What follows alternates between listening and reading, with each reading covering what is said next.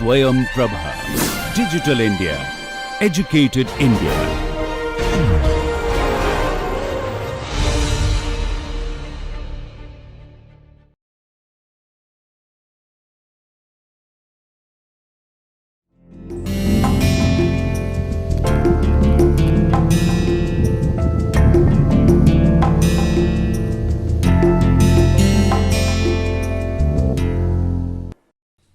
नमस्कार, मेरा नाम सदन झा है और इस लेक्चर सीरीज में हम लोग आधुनिक भारतीय इतिहास के बारे में बातें कर रहे हैं।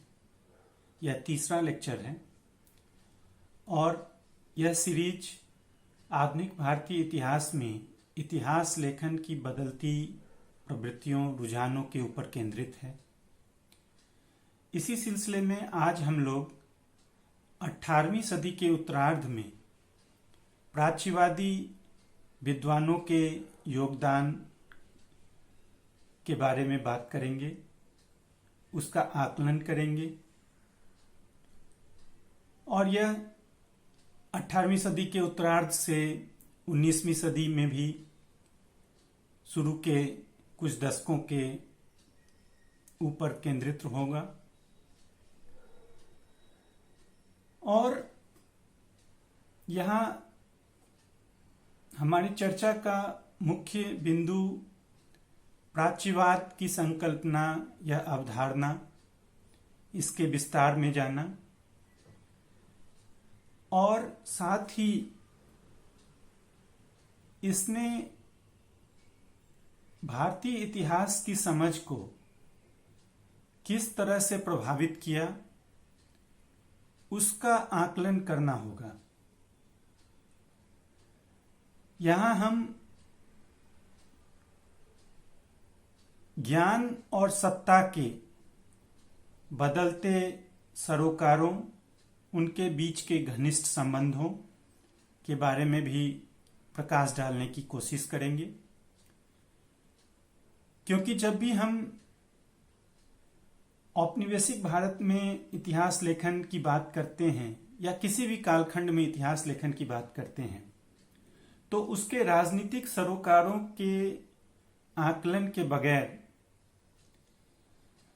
एक आलोचनात्मक दृष्टि, एक समग्र दृष्टि विकसित नहीं हो पाती है। और जब हम इस कालखंड की बात करना चाहते हैं तो ऐसे में प्राच्यवादी विचारधारा, प्राच्यवादी ज्ञान वाङ्मय एक अहम भूमिका निभाह करती है, जिसका असर न मात्र उन विषयों पर रहा जिसे उन विद्वानों ने 18वीं सदी, 19वीं सदी में अध्ययन किया, बल्कि यह अपने विषय वस्तु से कहीं बहुत आगे जाकर परवर्ती समय में, आज के समय में भी जिस तरह भारतीय समाज संस्कृति या फिर और विस्तार में कहें तो जिस तरह पूर्वी जब हम कह रहे हैं तो यूरोप के पूर्वी देशों के समाज संस्कृति के प्रति नजरिए को प्रभावित किया, यह दृष्टिकोण बहुत महत्वपूर्ण है। वह हमारे चर्चा के केंद्र में होगा, उस ओर मैं आप लोगों का ध्यान आकृष्ट करना चाहता हूं। तो महज विषय वस्तु की बात नहीं है, विषय वस्तु महत्वपूर्ण है और उस पर भी हम लोग बात करेंगे, लेकिन प्राच्यवाद से जो एक नजरिया, जो पर्सपेक्टिव डेवलप हुआ और जिस प्रकार के पूर्वाग्रह बाद की सदियों में भी, आज की समय में भी चला आ रहा है, वह महत्वपूर्ण है। बगैर उन पूर्वाग्रहों के आलोचनात्मक अध्ययन से हम कहीं न कहीं उसी दायरे में बंधे रहने को अभिशप्त हो जाएंगे जिसकी पुरजोर आलोचना की गई, जिसे कई अर्थों में साम्राज्यवादी नजरिया भी माना गया और जिसने गैर यूरोपीय पूर्व के देशों संस्कृतियों को एक खास चौखटे में फ्रीज कर दिया। लेकिन शुरू में ही मैं यह भी बताता चलूं कि जब हम आलोचनात्मक दृष्टि रखें तो इसका यह कतई मतलब नहीं कि हम उन प्राच्यवादी विद्वानों के योगदान को खारिज कर दें, और यह कई अर्थों में जरूरी है, क्योंकि यदि हम उस विचारधारा से संवाद न करें, उसे बेहतर ढंग से जानने की कोशिश न करें,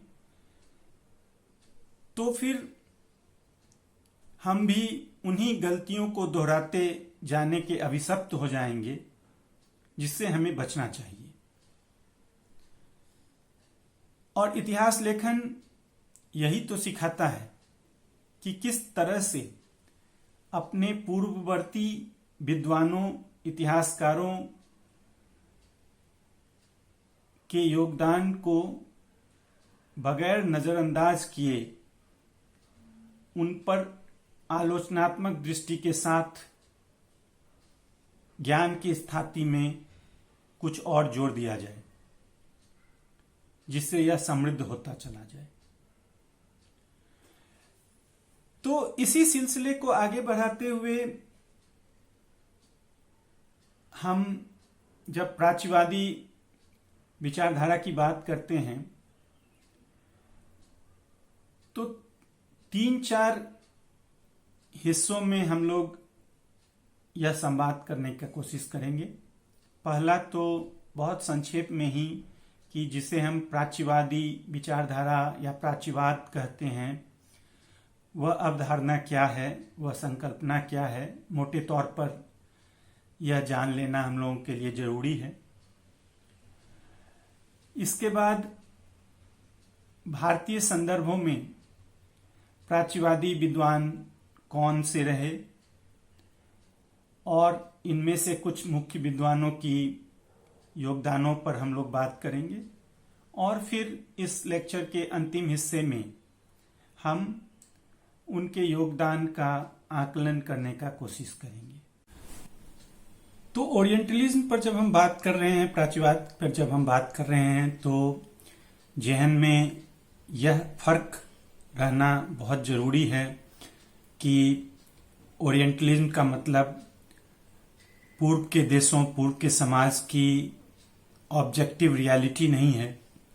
यह यूरोप में पूर्व के समाज, संस्कृति, सभ्यता के बनते बिगड़ते अक्स और वह खास विचार पद्धति, ज्ञान पद्धति है जिसने दुनिया को 2 हिस्सों में बांट दिया, पूर्व और पश्चिम, ईस्ट एंड वेस्ट।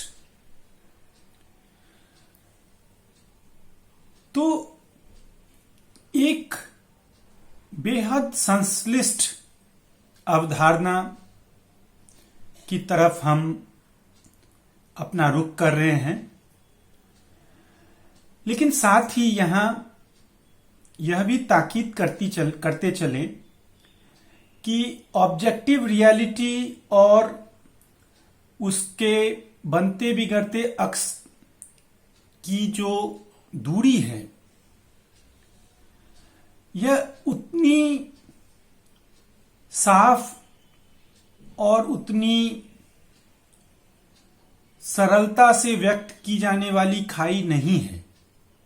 साहित्य और इतिहास इसके 2 महत्वपूर्ण पहलू रहे, और हम अपना ध्यान यहाँ इन दो विषयों पर केंद्रित कर रखेंगे। इसकी शुरुआत दरअसल पेंटिंग और कला के क्षेत्र में हुई, जब यह शब्द उन कलाकारों के लिए प्रयोग किया जाने लगा जो कि यूरोप से इन पूर्व के देशों, अफ्रीका के देशों जैसे मिस्र, या फिर एशिया के देशों जैसे भारत, चीन आदि की यात्रा करते थे और जिनके कैनवास का विषय इन पूर्वी सभ्यता संस्कृति के तत्व हुआ करते थे। तो इस बात को जहन में रखना बेहद जरूरी है कि प्राच्यवाद या ओरिएंटलिज्म पूर्वी देशों, गैर यूरोपीय पूर्वी देशों के समाज संस्कृति का ऑब्जेक्टिव रियलिटी नहीं है। दरअसल यह यूरोप में पूर्वी देशों की खास तरह से बनती छवियों के संदर्भ में है। लेकिन यह महज विचार पद्धति के रूप में भी नहीं माना जा सकता है। दरअसल यहां ज्ञान और सत्ता के बीच, नॉलेज और पावर के बीच बेहद संश्लिष्ट ताना बाना हमें देखने को मिलता है इस अवधारणा में। और चाहे वह कला, सौंदर्य शास्त्र, साहित्य, इतिहास, समाजशास्त्र के रास्ते, इसने दरअसल हमारी सोच को कुछ इस कदर प्रभावित किया कि दुनिया दो हिस्सों में बटी नजर आती है, पूर्व और पश्चिम।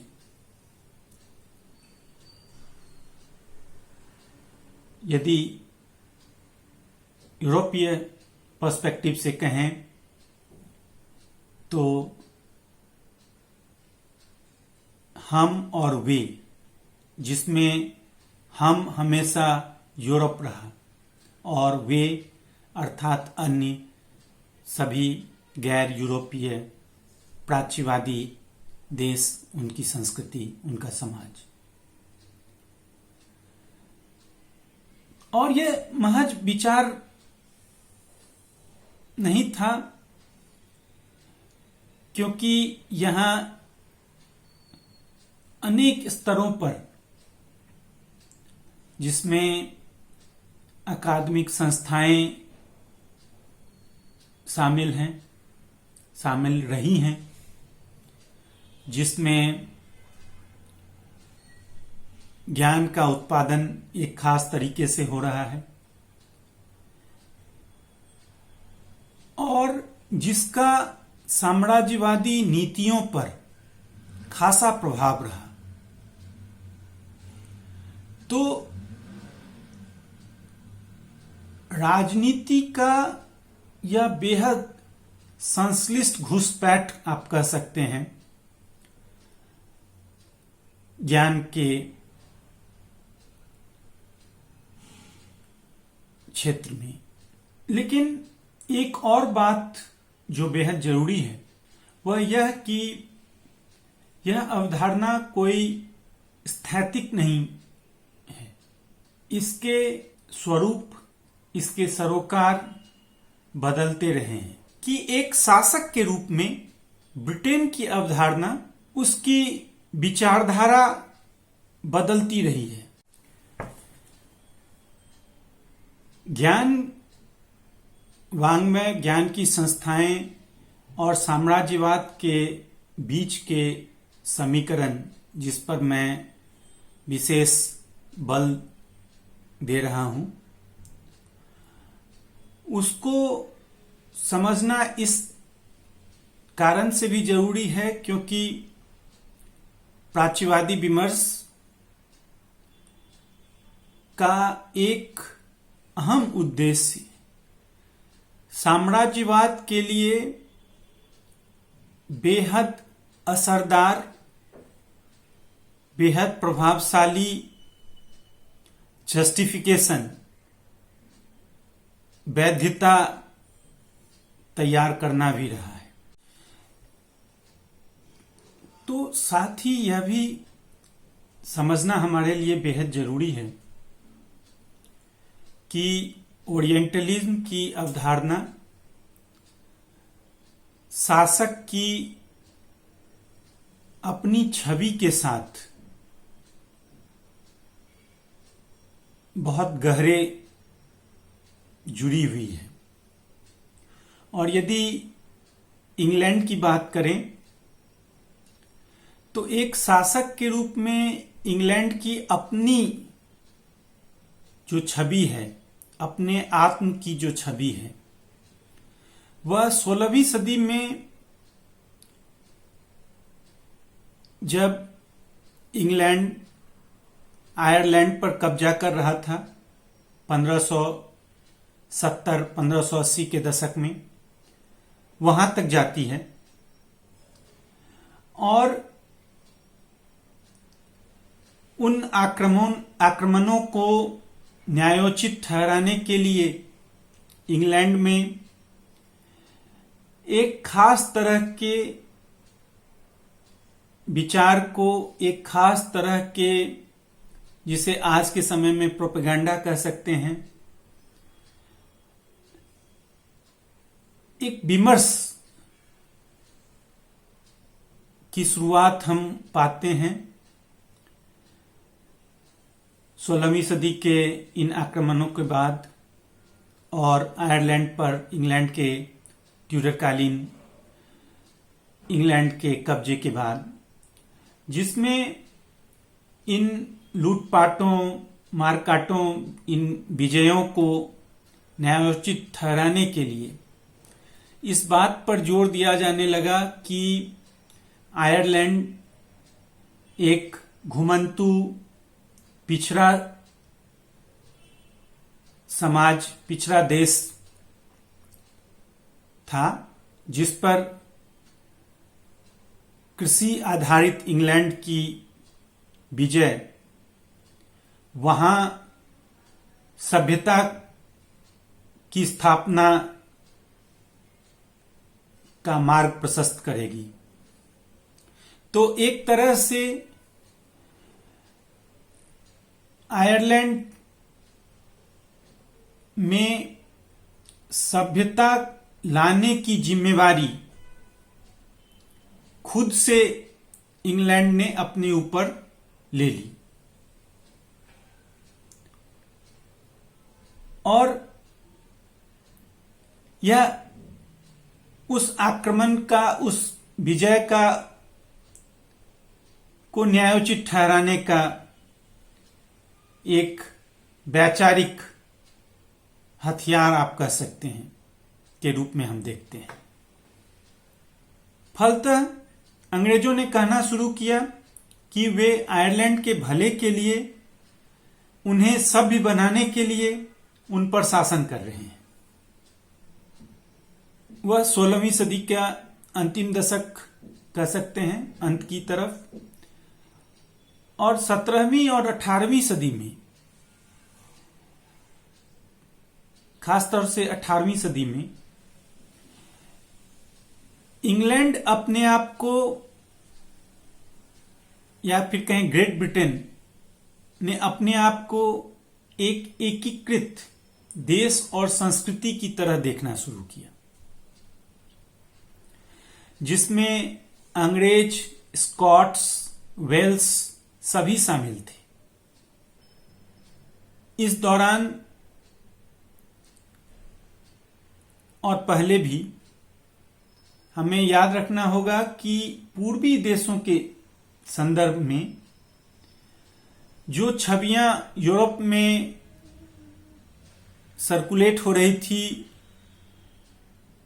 वहां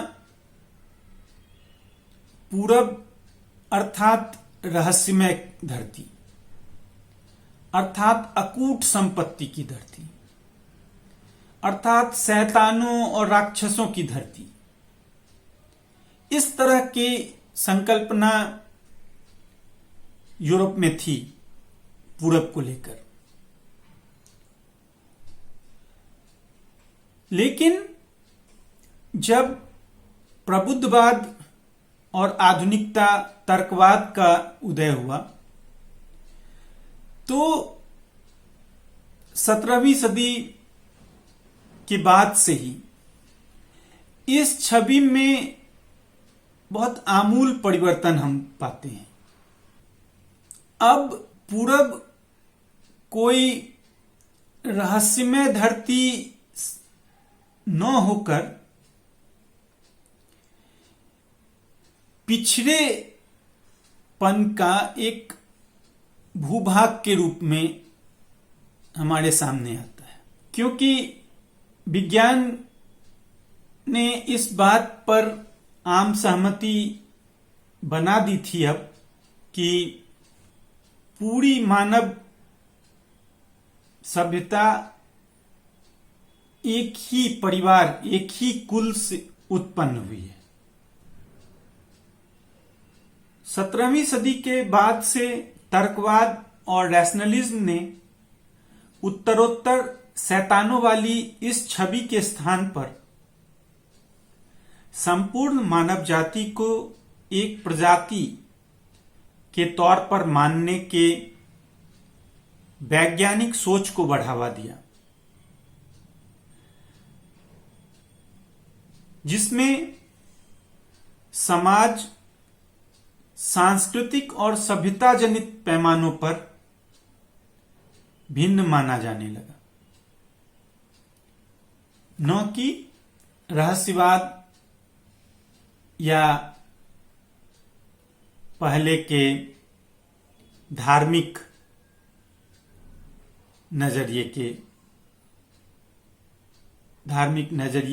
धार्मिक दृष्टि से। और इसी के साथ 17वीं-18वीं सदी में एक कुल के रूप में मानव प्रजाति की अंतर्निहित संबंधों की खोज भी की जाने लगी। इन खोजों में इन ज्ञान के उपक्रमों में गैर यूरोप, प्रिमिटिव, आदिम, पिछड़ा और असभ्य के रूप में सामने आता है। राजनीतिक स्तर पर इस असभ्यता का एक अनुवाद यह भी कि पूरब के देशों में उन सदियों में यह माना जाता था यूरोप में कि पूरब के देशों में किसी प्रकार की राजनीतिक चेतना नहीं, कोई न्याय व्यवस्था नहीं, संपत्ति का ध्रुवीकरण चरम पर रहा।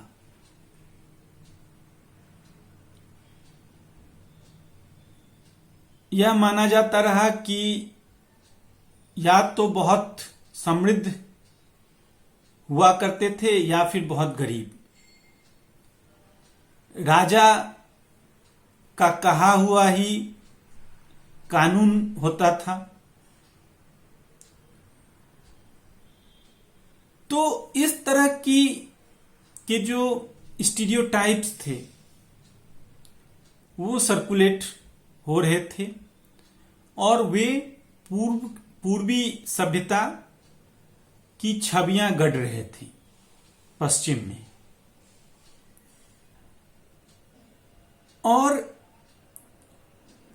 किसी भी प्रकार के न्याय व्यवस्था, किसी भी राज्य संरचना के अभाव की बात जो इन अवधारणाओं में अंतर्निहित थी,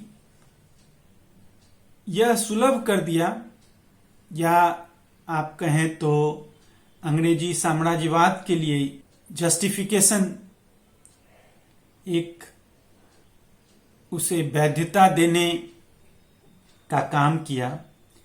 इसी का एक फ्लिप साइड, इसका दूसरा पक्ष यह रहा कि जो प्राच्यवादी समाज जैसे भारत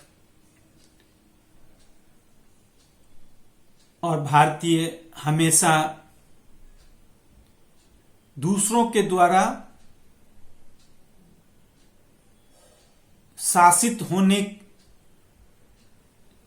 के लिए ही है। इन समाजों में स्वयं एक सुविकसित न्याय प्रणाली, शासन व्यवस्था, राज्य व्यवस्था डेवलप करने की संभावना को नकार दिया गया। लेकिन 1770 के बाद से, खासकर वारेन हेस्टिंग्स के साथ, यह अवधारणा बदलने लगी। प्राचीन भारत में समृद्ध और सुविकसित न्याय पद्धति थी, ऐसा माना जाने लगा। और प्राचीन भारत में जो यह न्याय पद्धति थी,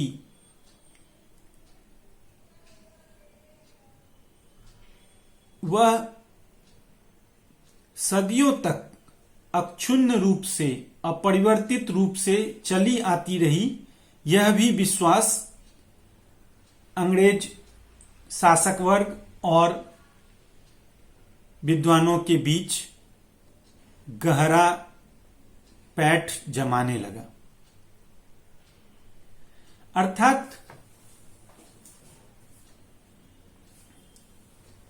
यदि हम इस पूरे अभी तक के इस संवाद को संक्षेप में कहें तो जो यूरोपीय समाज और उसके शासक वर्ग, उसके विद्वान अभी तक यह मानते रहे कि पूरब, खासकर यदि भारतीय संदर्भ में कहें तो भारतीय समाज हमेशा से रहस्यमय रहा, या फिर जो पिछड़ा रहा, जो आदिम रहा, जहां किसी भी प्रकार की न्याय प्रणाली नहीं रही, जहां राजा का कहा ब्रह्मवाक्य माना जाता था, जहां कोई राज्य संरचना नहीं थी, जहां के लोग हमेशा दूसरों द्वारा शासित होने को अभिशप्त थे। यह अवधारणा 1770 के बाद से बहुत मुकम्मल तौर पर बदलने लगी और अब यह माना जाने लगा कि प्राचीन भारत में न्याय व्यवस्था थी और वह न्याय व्यवस्था अपरिवर्तित रूप में 18वीं सदी तक कायम रही। इसका अगला पहलू यह था कि ये जो न्याय व्यवस्था थी वह संस्कृत ग्रंथों पर आधारित थी। तो उन संस्कृत ग्रंथों की खोज की जाए, उस ज्ञान वांग्मय की खोज की जाए, उस न्याय व्यवस्था की खोज की जाए। यह अब भारत में ईस्ट इंडिया कंपनी के शासकों, खासकर वारेन हेस्टिंग्स की जब हम बात करें, उनकी चिंता में हम पाते हैं। पहले लेक्चर की याद दिला दें जिसमें हमने कहा कि इतिहास के तरफ दिलचस्पी का एक बड़ा कारण प्रशासनिक जरूरतों को पूरा करना था, क्योंकि 1765 में बंगाल की दीवानी के मिलने के बाद अंग्रेजों को भू राजस्व की जटिलताओं को समझना था और इसके लिए वे संस्कृत के विद्वानों, भारतीय शासक वर्ग, जमींदार और मौलवियों पर निर्भर थे। न्याय चलाने के लिए फारसी जानने वाले इन मौलवी या संस्कृत जानने वाले इन ब्राह्मणों पर जो अंग्रेजी प्रशासकों की निर्भरता थी, अंग्रेजों के बीच अनेक शंका या ट्रस्ट डिफिसिट को जन्म दे रहा था। उन्हें हमेशा यह भय रहता था कि उन्हें बरगलाया जा रहा है, उन्हें सही बात नहीं बताई जा रही है। तो ऐसे में जब वारेन हेस्टिंग्स के समय से यह विश्वास प्रबल होता गया कि भारतीयों के मध्य प्राचीन समय से चली आ रही सुविकसित न्याय व्यवस्था थी और जो संस्कृत के ग्रंथों में सुरक्षित है, तो उन ग्रंथों की खोज की जाए जिससे कि भारतीय मध्यस्थ पर निर्भरता कम की जाए। और यही वह परिप्रेक्ष्य है जहां 18वीं सदी के अंतिम दशकों में हम प्राच्यवादी विद्वानों की योगदान को विस्तार से आकलन कर सकते हैं। तो इस पृष्ठभूमि में जिन प्राच्यवादी ब्रिटिश विद्वानों की हम बात करेंगे, उनमें sir William Jones, Charles Wilkins, Henry Thomas Colebrooke, James Prinsep आदि महत्वपूर्ण नाम हैं। विलियम जोन्स 1782 में भारत आते हैं। 1784 में एशियाटिक सोसाइटी ऑफ बंगाल की स्थापना करते हैं।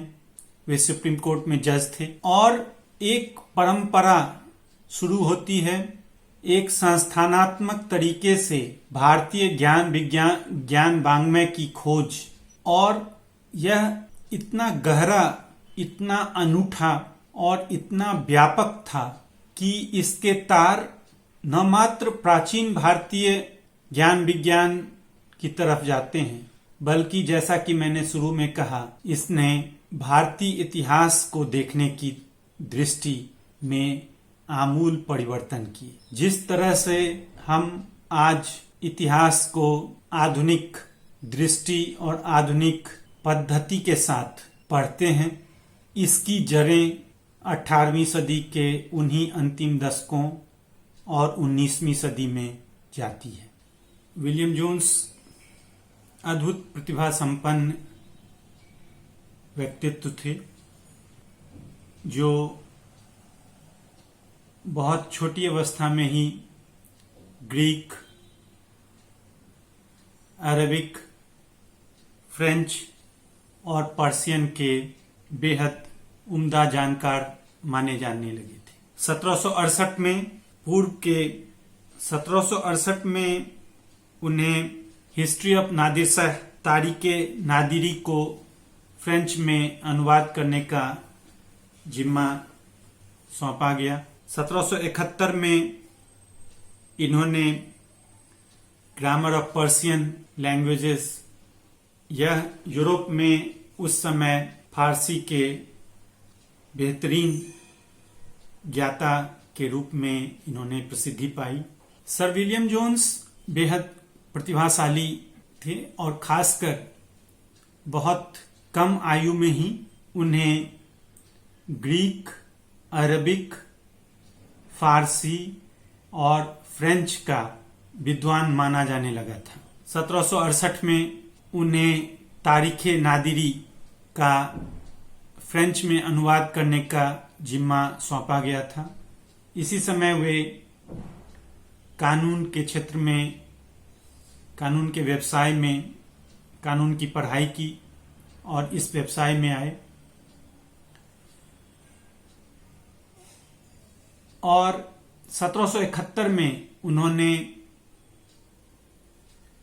ग्रामर ऑफ पर्शियन लैंग्वेज लिखा।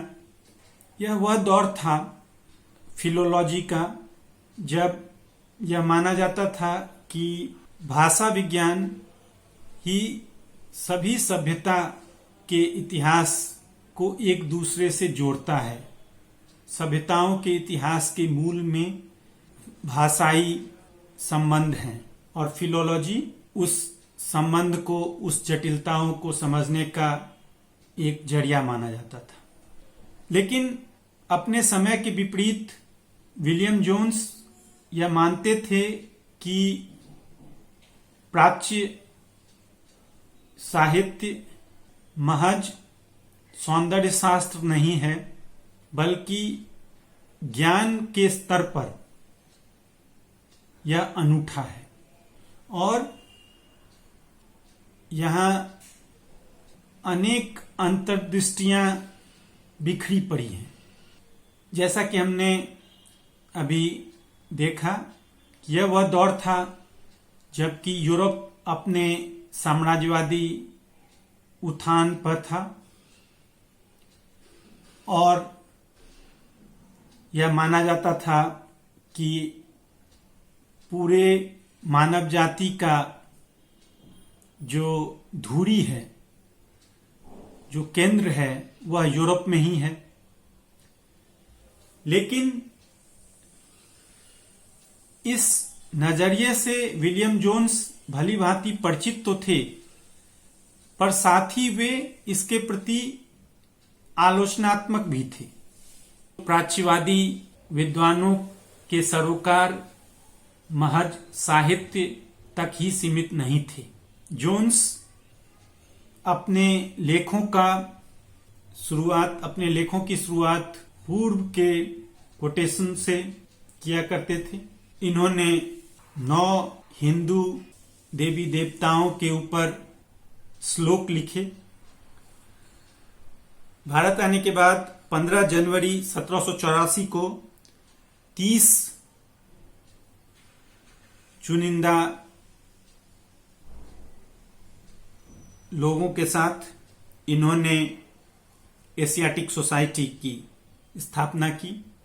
विलियम जोन्स की पहली भारत संबंधित जो कंट्रीब्यूशन है वह उनका आलेख a dissertation on the orthography of Asiatic words in Roman letters, और यह जिसे ट्रांसलिट्रेशन कहते हैं, भारतीय शब्दों का, संस्कृत शब्दों का, गैर यूरोपीय शब्दों का अंग्रेजी में किस तरह से उनका लिप्यांतरण किया जाए, इस बाबत था। यह बेहद जरूरी था क्योंकि पहले जब प्राचीन ग्रीक भारत आए थे तो उन्होंने भारतीय नामों को अपने तरीके से अनुवाद करके लिख दिया था, जिससे बहुत भ्रांतियां प्रचलित रही थी। तो इस आलेख ने एक तरह से भारतीय शब्दों, पदों, टर्म्स के मानकीकरण, स्टैंडर्डाइजेशन की तरफ, जो इतिहास लेखन में आज भी जब कोई कुछ लिखता है तो किस तरह से गैर यूरोपीय शब्दों को कहाँ वह डायक्रिटिक मार्क्स लगाएगा, किस तरह से वह अंग्रेजी में लिखेगा, यह बेहद जरूरी है। और इसकी शुरुआत विलियम जोन्स ने की। यह महसूस किया गया कि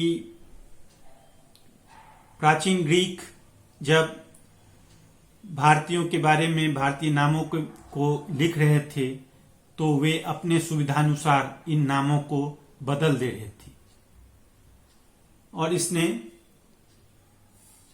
कई उलझने पैदा की। एशियाटिक सोसाइटी की स्थापना से हम कह सकते हैं कि भारत में एपिग्राफी की शुरुआत हुई। गया के नजदीक के नागार्जुन की गुफाओं के ऊपर आलेख लिखे गए। चार्ल्स विल्किंस को इंडियन एपिग्राफी की शुरुआती जनक कहा जा सकता है। बंगाल में Dinajpur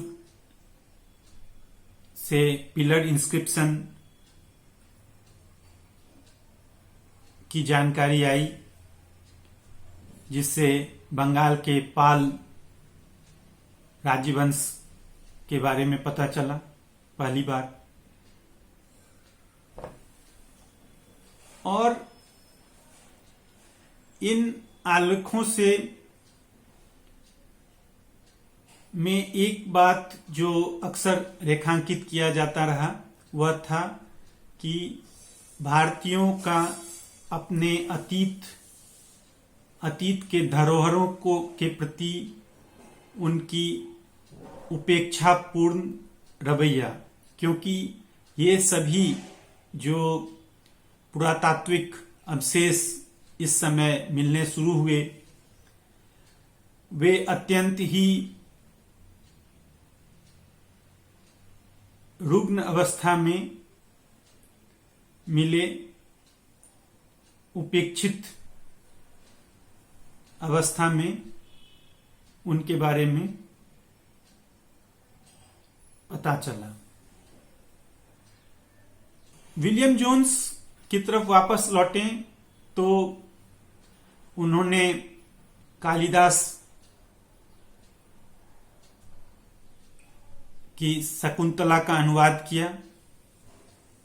William Jones, Charles Wilkins या कोलब्रुक आदि अपने पहले के यूरोपीय यात्रियों या ईसाई मिशनरियों के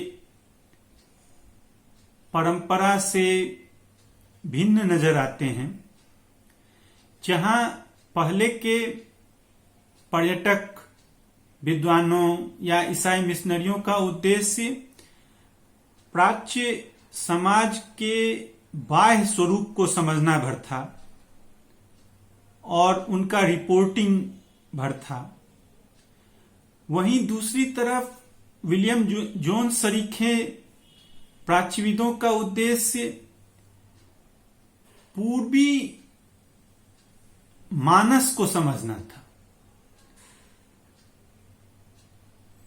तो पूर्वी मस्तिष्क को समझना था।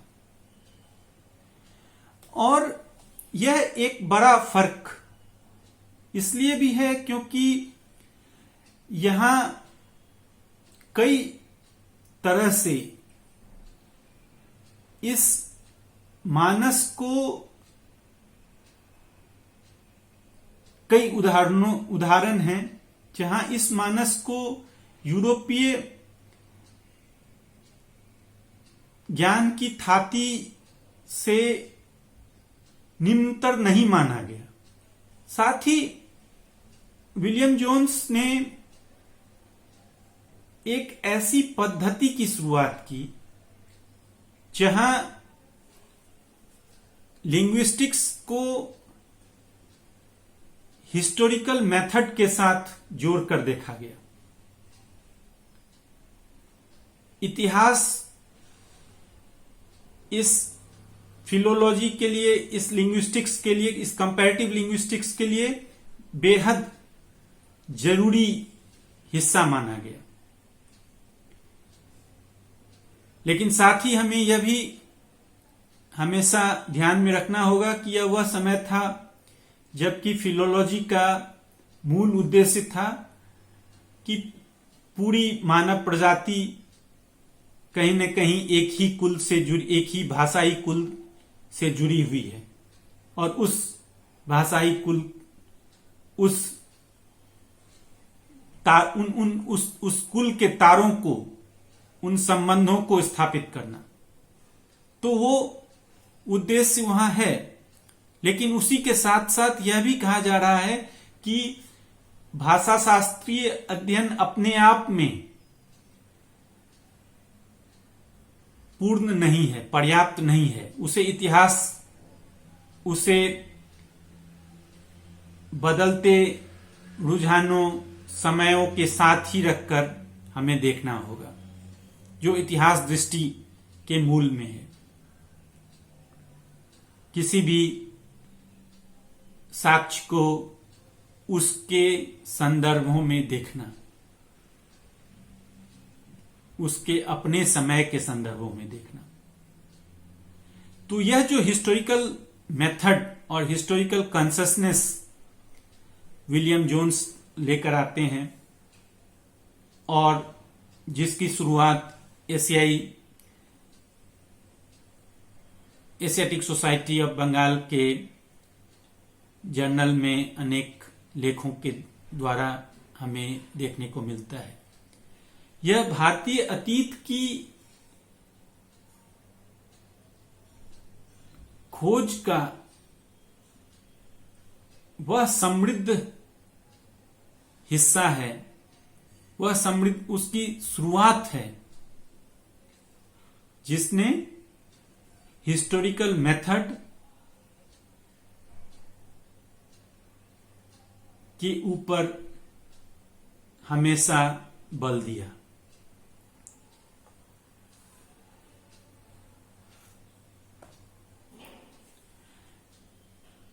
साथ ही इसी हिस्टोरिकल मेथड पर ध्यान देने के कारण हम विलियम जोन्स में इतिहास या अतीत के प्रति एक सुदृढ़ क्रोनोलॉजिकल फ्रेमवर्क, कालावधि की केंद्रीयता इतिहास में, उस तरफ उन्हें उद्धत पाते हैं। तीसरा महत्वपूर्ण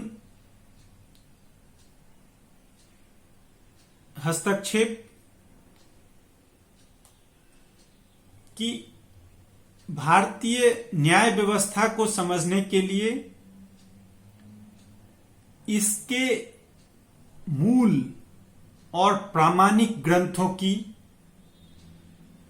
खोज और उस खोज के लिए उद्यम, और इन उद्देश्यों के लिए यह जरूरी था जोन्स के लिए कि वे संस्कृत साहित्य और इसके व्याकरण की संरचना को, उसकी जटिलता को समझें। विलियम जोन्स की इस मुहिम को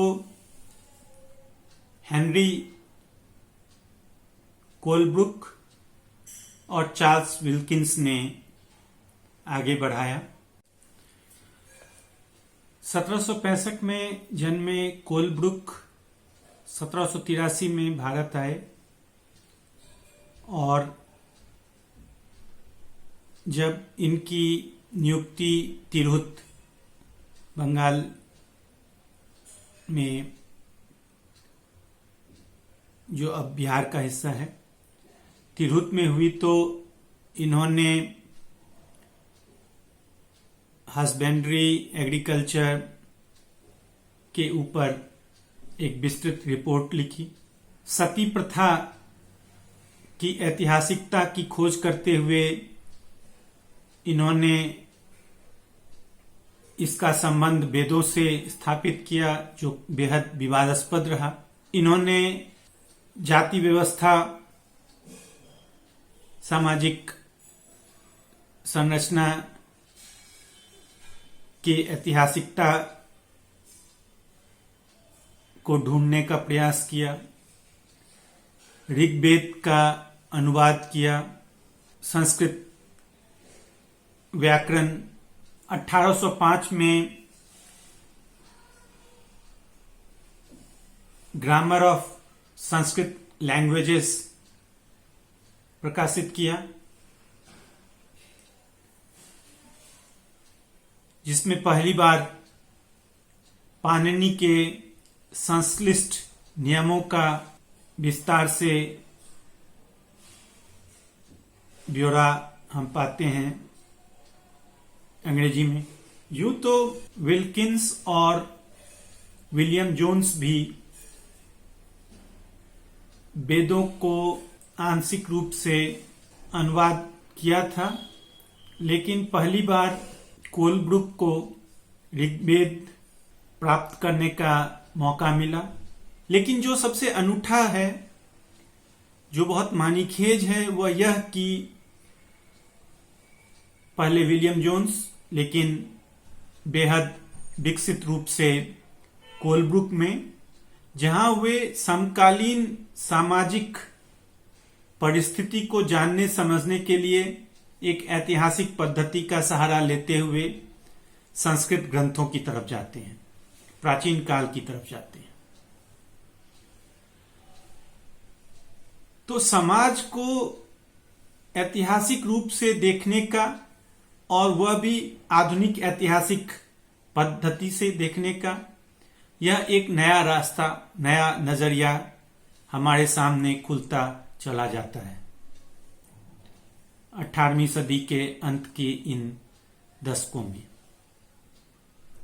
लेकिन इसके कई और भी पहलू हैं जिन्हें हमें नजरअंदाज नहीं करना होगा। एक, जिसका जिक्र मैंने अभी कहा कि साहित्य, संस्कृत साहित्य के साथ पुरातत्व संबंधित नए खोज हो रहे हैं इस समय, और यही कारण था कि 1837 में जब जेम्स प्रिंसेप को देवानाम पियदसी का उद्धरण मिलता है, और जब वे इलाहाबाद पिलर इंस्क्रिप्शन को देखते हैं, या उससे पहले इलाहाबाद पिलर इंस्क्रिप्शन से गुप्त साम्राज्य का पता चलता है, या फिर उससे पहले जब कुतुब मीनार का त्रिकोणमितीय अध्ययन के द्वारा पहली बार उसकी ऊंचाई नापी जाती है, या फिर नागार्जुन की गुफाओं का जिक्र आता है, या श्रीलंका में महायान संबंधित परंपराओं का जिक्र आता है। पहली बार सिख धर्म का इतिहास लिखा जाता है, जैन धर्म का इतिहास लिखा जाता है, बौद्ध धर्म का इतिहास लिखा जाता है।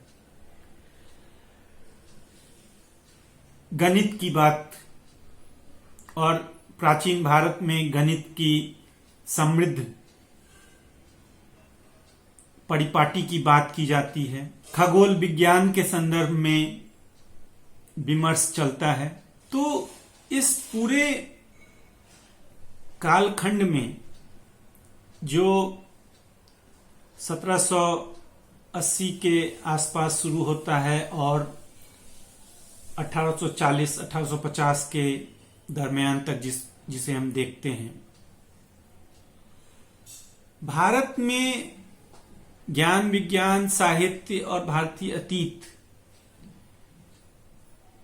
का एक समृद्ध भंडार हमारे सामने आता है। दूसरी तरफ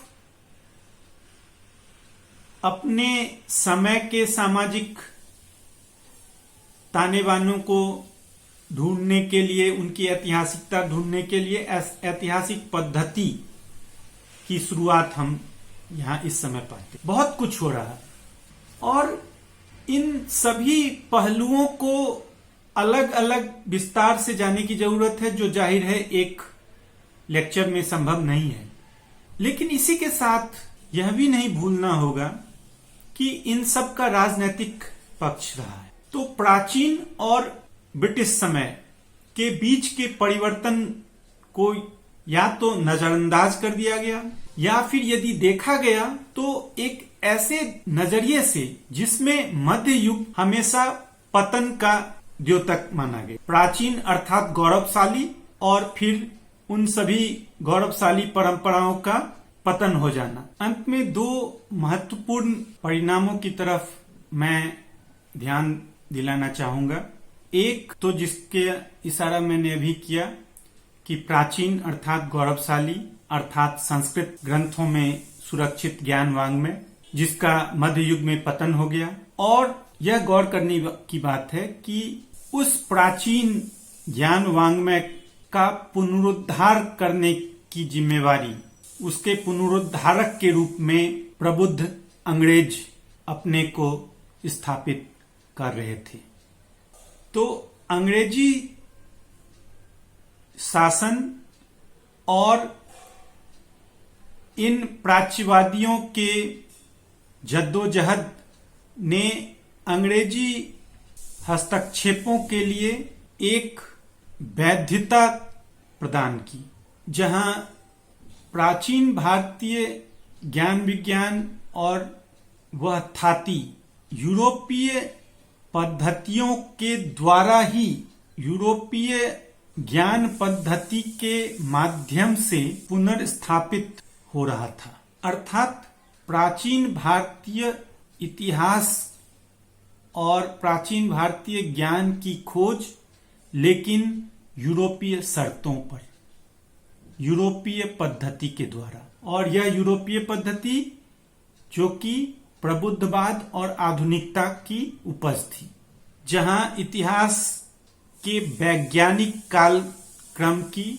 स्थापना की बात थी। और इसे, जैसे मैंने पहले भी कहा, इसे खारिज नहीं किया जा सकता है, क्योंकि इसकी बहुत अहमियत है, खासकर साइंटिफिक तरीके से इतिहास को समझना, सिलसिलेवार तरीके से इतिहास को समझना, इतिहास में की घटनाओं को, राज्यों को उनके पृष्ठभूमि में, काल क्रमों में स्थापित करके परखना, जिसके बगैर इतिहास आगे नहीं बढ़ सकता। तो ये एक महत्वपूर्ण हिस्सा है प्राच्यवादी हस्तक्षेप का, उस योगदान का। दूसरा महत्वपूर्ण हिस्सा है प्राच्यवादियों के द्वारा भारतीय यूरोपीय, भारोपीय या इंडो यूरोपियन लैंग्वेजेस, उस भाषाई कुल को लेकर उनकी जद्दोजहद, उनकी स्थापनाएं, जिसमें एक common heritage, common linguistic heritage की बात हमेशा की गई। इसने समय के साथ, खासकर 19वीं सदी के मध्य से, आर्यन थियरी, एक समग्र आर्य संस्कृति, आर्य सभ्यता के सिद्धांत को स्थापित करना शुरू किया। जाहिर सी बात है कि इस आर्यन थ्योरी में, या सेमेटिक सभ्यताओं के प्रति जो वैमनस्य हम देखते हैं, उसके कई परिणाम हुए, जिसे विश्व इतिहास को भुगतना पड़ा। खासकर जिस तरह से जर्मनी में इस आर्यन सिद्धांत को तरजीह दी गई, जिसने 20वीं सदी के इतिहास में, मानव सभ्यता के इतिहास में एक काला अध्याय लिखा। लेकिन उससे पहले इस इंडो यूरोपियन लैंग्वेजेस को लेकर सरोकार इस आर्यन थ्योरी को भरपूर विस्तार जर्मनी में हम मैक्स मूलर के कामों में पाते हैं। यदि वापस हम अपने कालखंड और अंग्रेजी प्राच्यवादी विमर्श की तरफ जाएं, तो हम पाते हैं कि जो दौर 1700 70-80 के दशक से शुरू हुआ, जब एक तरफ वॉरेन हेस्टिंग्स प्राचीन भारतीय न्याय व्यवस्था और संस्कृत की तरफ जोर दे रहे थे, और 1782 में विलियम जोन्स भारत आए थे। 1784 में एशियाटिक सोसाइटी ऑफ बंगाल की स्थापना हुई। तो जो दौर 1770-80 से शुरू हुआ वह 1830 के आसपास आकर ओरिएंटलिज्म ने एंग्लिसिज्म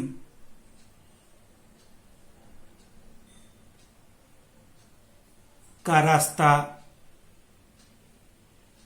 अख्तियार किया।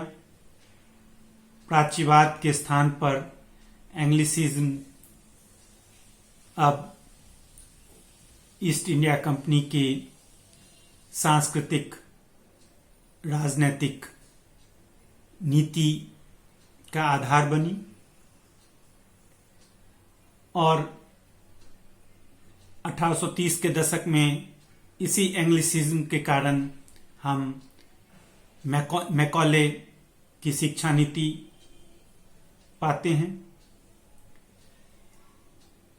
लेकिन इस दरमियान 1780, 1770 और 1830 के दरमियान एक बेहद महत्वपूर्ण और प्रभावशाली हस्तक्षेप हमें यूटिलिटेरियन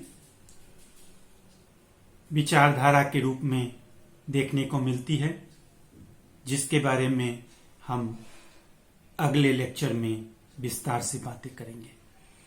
शुक्रिया।